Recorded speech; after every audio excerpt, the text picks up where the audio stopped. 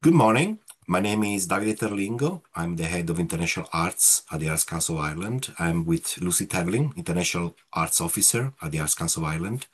So today we met with you all to give you really sort of an introduction and a general um, explanation of the criteria for Co-Funding Award 2026. And we'll also give you some tips on perhaps on how to approach the application in a competitive context.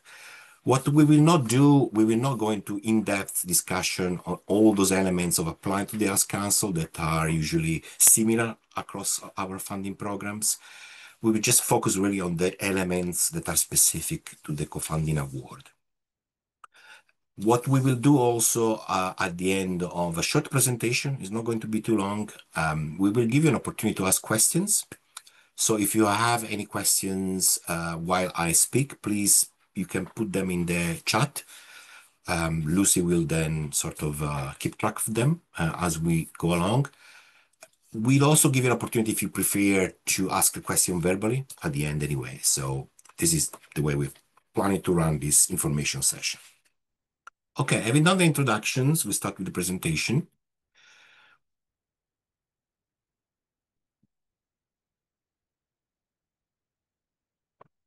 Okay, so first of all, who is it for? Some of you might be familiar. I've seen some names that I recognize, and I know that some of you are familiar with the Arts Council, perhaps also with this program. But in general, just to say that this program, as many other Arts Council, they're only open to certain applicants. And in this case, this program, the Co-Funding Award, is only open to arts organizations that are based in Ireland that have received an offer of funding, either as a lead coordinator or as a partner under the cooperation projects strand of the Creative Europe program. So this is the only condition that is required to be eligible for this particular award. If you're not, if this doesn't apply to you, you cannot apply to the co-funding award this year. Okay.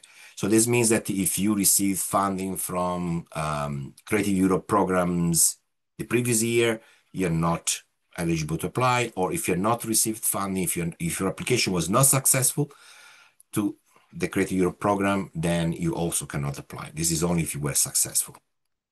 Okay. Important, obviously, first point. The second point is, what are the priorities? Okay, what we're trying to achieve with this funding program? The priorities of the co-funding award, they are really based on, first of all, activities that recognize the value of international practice. So this is really a reflection of the international arts policy, what we're trying to do with the Arts Council generally across all funding programs delivered under the umbrella of international arts. We're also trying to really foster relationships for in a way between organizations and individual artists, and foster relationship between organizations in Ireland and organizations abroad, and also between organizations in Ireland and artists in Ireland. What is important to keep in mind that the programs we deliver on the international arts at the Arts Council, ultimately they are still there for the advancement of the arts in Ireland. Okay, so this is important aspects. So, but at the same time, this is done with recognition of the value of international arts practice as a form to complement and extend national arts practice. The second priority is based on activities that demonstrate the promotion and development of good practice in the area of audience development, along with deepening and growing public engagement in Ireland. Okay, so what does this mean? That as most of our funding programs, although not all activities need to have audience engagement elements, some of the Creative Europe programs under these strands are multi-layered. Okay, some might be just specific supports for artists, other might involve audience engagement, but in general, we welcome and forms of audience engagement, of course. And when this is the case, we want to see really sort of essentially, the promotion development of good practice. Okay. But also we want to see these applications as a form to to deepen and grow public engagement in Ireland. So it is really one of the important points about the co-funding award, that is there not only to support the organizations in the delivery of their international programs, but also really to extend these programs in Ireland, so to make them more, I can say, embedded, more connected with the arts community in Ireland, as well as audiences in Ireland. And finally, the third priority is based on activities that contribute to ensuring that the art sector is skilled, resourceful, and committed to its own renewal. What does it mean? In other words, is that we are seeking ways in which these programs, the supports that we offer, will contribute to this change of skills and information and critical discourse between Ireland and other countries. But doing so will contribute to this increased skillfulness and resourcefulness and so on. Okay, so essentially, the emphasis is on how Arts Council supports will be used to extend and multiply the benefits in Ireland. Okay, what may you apply for? This is a bit more the practical now considerations. So the first things that you can apply for, let's see, hopefully this will be clear, is the funding towards the Irish partner required financial contribution. Okay, so what does this mean? That you can only apply for the section of the cooperation project that is specific to the Irish partner, so therefore you as the applicant. You probably be aware, if you submit an application to Creative Europe cooperation projects, that each country has their own, country budget, and these then will receive an amount which is specific, in this case for Ireland, which is allocated from Creative Europe to the Irish partner. And now the balance between the amount that you receive from Creative Europe and the one that you need to deliver your full project is what you can apply for. So I gave an example here, which is the same that is reported in the guidelines, by the way. So these lines, you will find them also in the guidelines. An example is, so if your organization's total budget for the project is 50,000 euro, and of this, your portion of Creative Europe grant is 30,000, which leaves 20,000 euro for you to raise. So this, in this case, 20,000 euro is the maximum that you can apply for. However, okay, important, in the competitive context of this scheme, keep in mind that our budget is limited. We will get to that later. We usually expect to see a mix of other funding models and sources of income, particularly if you include additional partners in your application, additional national partners in your application. So it is important because it is not a requirement. It is not a requirement for eligibility, but that this additional income, additional source of income will generally be considered as a stronger element of your application if it is present. The next fees that you can apply for, they are costs that are directly related to the implementation of the Irish elements of the successful cooperation project. In this case, sorry, this year we are not offering support to European platforms because it's not part of the cycle of the Creative Europe. So disregard the last point, but just the cooperation project. So this means that you can only, as I say, you can only apply for those elements that were reported in your original Creative Europe application. You cannot apply to add new elements that were not included in that application. Okay, so if your Creative Europe application includes a number of residencies and talks and perhaps some showings to the audience, you cannot then apply for something like a conference, okay, something entirely new and distinct that was not included in your original application.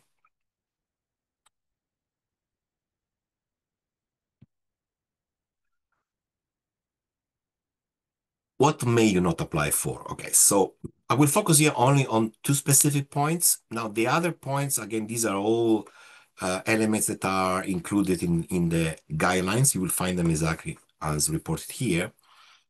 So I'm not going to discuss those elements that are the same across all funding programs. Capital cost, ongoing core cost. I'm sure that if you have applied to the Arts Council, you will be familiar with these points. But I would like to just point out two things which are sometimes can come across in the application co-funding award. Obviously, you can apply for fees that you already applied for or that have been funded by other bodies. Okay, it's quite important because these are quite complex applications, I understand. So if you have additional funding coming from local authorities, or if you apply for strategic funding this year, I think it's very important to make sure that there is no confusion, okay? So that these activities that you apply for under co-funding, they're not being supported or have been applied for under any other funding programs, whether they are Arts Council or not. And secondly, another important point, the one in green, I repeat, activities that are not outlined in the Creative Europe detailed budget form are next to the successful cooperation project. So very important point, I want to stress it because it could happen that there is some confusion. We will ask to submit your original documentation with the application. We'll get to that in a moment as well. And if we can't find a correlation between what you're applying for and the activity listed in your original Creative Europe application, okay, will be a problem. So you cannot apply for anything else that is not listed there. All right. So as I say, the rest is all standard criteria that you will find across all Arts Council funding programs. Okay, so here we are, mandatory support material. Again, one of the most important points of applying to the Arts Council. Now, I must say that there are not that many ineligible applications under co-funding award. I think over the years, this has been running for, I think, 8 years now. Maybe there have been two only applications were deemed ineligible. But it's important to consider what you need to submit. One is the copy of your EACEA decision letter. Okay, so from Creative Europe offer, basically. So we know that you need then this is just a letter of offer at this stage when you apply to us, but we require that to make sure that you have successfully applied to Creative Europe. We need a copy of your Creative Europe Cooperation Project application form. So this is for us to see what you applied for, as I say, because this is important for us to see that, to make sure that you do not seek support for activities that were not included in the regional application. You need to include a copy of the Creative Europe Cooperation Project detailed budget. Okay, so this is for us to understand how the budgets and projections that you include in your co-funding application refers to the overall delivery of the program. And of course, the usual, the completed co-funding award budget sheet, okay, which is a separate budget template form that you can download from our website. I will show you these links in a moment. And also letters, emails, and copies of memorandum of understanding that detail any collaboration or commitment of income towards the proposal that were not listed in your Creative Europe Cooperation Project. Okay, so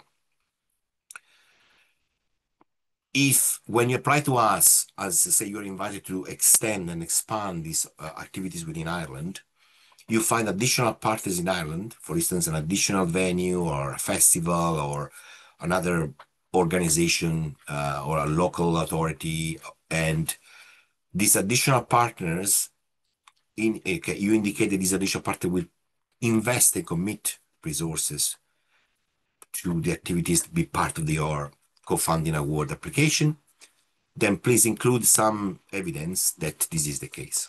This is what it's all about. Okay, again, eligibility, again, technical aspect, just to make sure that, say, we give you the best possible understanding of how to make a successful application. And most of these points are the same across all our funding programs, but just to draw your attention that you will not be eligible if you miss the application deadline, which has been extended, okay? And so it is now on the 11th of November. And you provide to support all mandatory supporting material that I just presented a moment ago.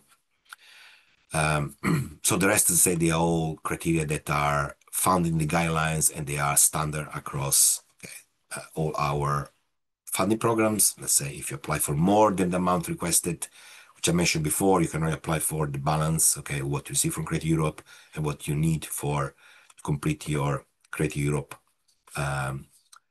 cooperation project proposal. If you do not complete all the sections within the application form and so on. Okay, so the assessment criteria, how we assess the application. Okay, we only have two criteria here. One is the purpose of the award, and the other one is feasibility. Okay.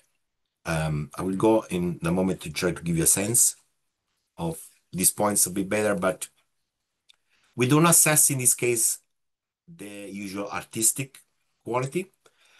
We made this choice for a reason because we already know that if you are successful, okay, in the Creative Europe cooperation projects, you went through a highly competitive already assessment and funding programs. So we assume that your qualities they are artistic competitive. Also, usually these programs are part of much broader artistic collaboration that feeds with the expertise and the input of many other arts organizations. So we give for granted that the artistic quality is excellent. Okay, so we decided to exclude that criteria of assessment. But we refer to the purpose of the award, which are the priorities which I discussed earlier in my presentation. These activities are essentially listed in our instruction to the advisors on how to assess, okay, the applications, and also ultimately in the recommendations that are written by the executive. We will comment on each of these criteria. Okay, so we will look how your activities recognize the value of international practice and relationships. Usually this is a good element because they're already embedded in Creative Europe, okay? But in a way also that means how reciprocal they are and how well supported they are in terms of risk sharing between the organization, the partner organizations, and so on. Again, elements that are demonstrate good practice in the area of this development. There will be specific expert assessment if your applications involve youth, okay, DEI, or other aspects of the Arts Council. Will ask for expert assessment from other teams as well. And activities that contribute and ensure that the art sector is skilled. So we will see, again, will be focusing on how well integrated, how much to the extent, into the arts community in Ireland. Sorry, I'm just repeating essentially the points I made before. And the assessment criteria and feasibilities, they are based on practical elements that need to be evidenced in the application. Okay, so one is the track record of the personnel involved. We might be familiar with your organization already, but we might not. There are sections in the application form where you're asked to list sort of the key personnel. Okay, so this is an opportunity to do so.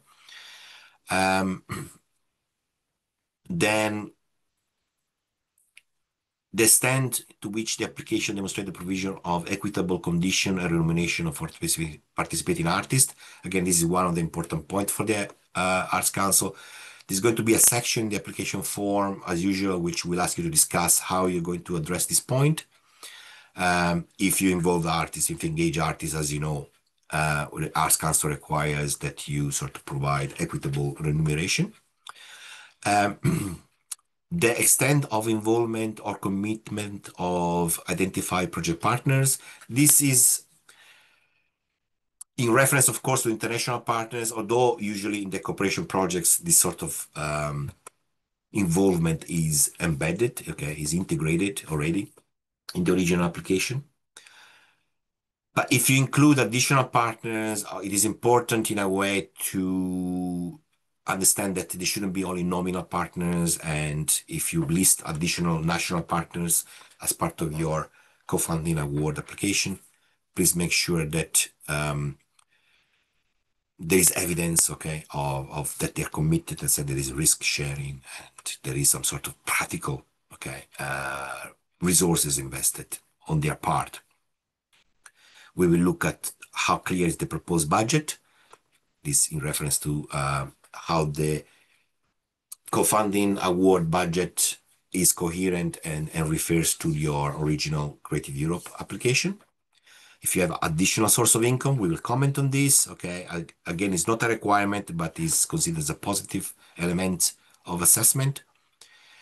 The availability of access to other resources, okay, whether they are infrastructure, spaces, expertise, or any other kind, and how coherent and how feasible is the proposed timetable or schedule. Okay. Again, if you extend these activities, we'll make sure that they are coherent and consistent with the original proposal under the Creative Europe Cooperation Project. Okay, so this is just to give a general sense. This is my criteria. Okay, key dates. As I mentioned, the opening date is on Tuesday, 11th of November, and the program will close. The deadline is on Thursday, the 11th of December, okay, at 17:30. If you have inquiries during this period, okay, or anytime, okay, please feel free to contact our team. It can be contacted through international@artscouncil.ie, or this is the reception phone number, and they will forward your inquiry to us if they can't address them themselves. This is also, I took a sort of snapshot of a section of our website. So if you go on the Arts Council website under funding opportunities to co-funding awards, okay, so this is not the exact link because the exact link is very long, but if you put on Google Arts Council co-funding award, the first link will be this.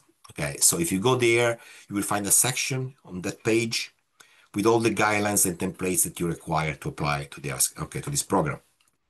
So, well, apologies, I have a persistent cold that doesn't go away. So you will find the guidelines, and you will find the co-funding award budget template, which I mentioned before, okay, as part of the monthly supporting material. It's very important, okay, that you submit your financial information using this template only. And if this is the case, also, you will be able to download the disability access cost activities template. Okay, so this is a new template which the Arts Council has recently introduced. It's only in those cases where you intend to request an additional amount of money for personal disability access cost only.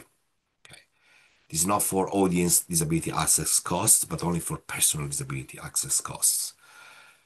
This money will be then assessed and reviewed separately from your co-funding award. Will be given to you only if you're successful, of course, to the co-funding award. But they will come from a separate budget. In any case, okay, just to make clear a bit how it works. If you have questions about this, please, again, contact our team. It's a new process. It is managed by different staff at the Arts Council. If we cannot answer the questions you have about disability access cost ourselves, we will, facilitate anyway, like communication with with the access officers. Of course, the application process requires you registering online, but again, this is common things practiced across all funding programs, so I'm not discussing this today.